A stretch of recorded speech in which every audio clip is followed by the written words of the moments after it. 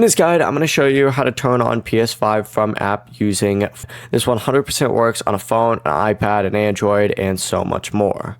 This is Aiden from JustBoz, and before we get into this guide, make sure to like the video and subscribe to the channel with all notifications on. It really does help with the channel and it lets us know that you want more content like this, so we greatly appreciate it. If at any point throughout this guide you did have any questions, just ask them down in the comment section below and we can help you out further. I'm going to be doing my best to reply to every single comment down there. We want to go ahead and play that, but essentially select it and then scroll down on the page and you're going to see an option on here. And that's not a good example actually because I'm game sharing that one, but you're going to see an option on here that says play on console. You essentially need to select play on console.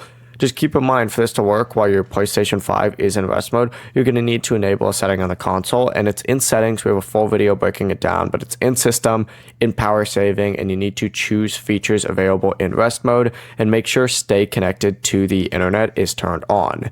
Then your PS5 will be able to be turned on remotely through the PlayStation app. The process is as simple as that. Before you do leave, make sure to like the video and subscribe to the channel with all notifications on. It really does help with the channel and it lets us know that you want more content like this. We'd greatly appreciate it. And if at any point throughout this guide you did have any questions, just ask them down in the comment section below and we can help you out further. I'm going to be doing my best to reply to every single comment down there. Peace.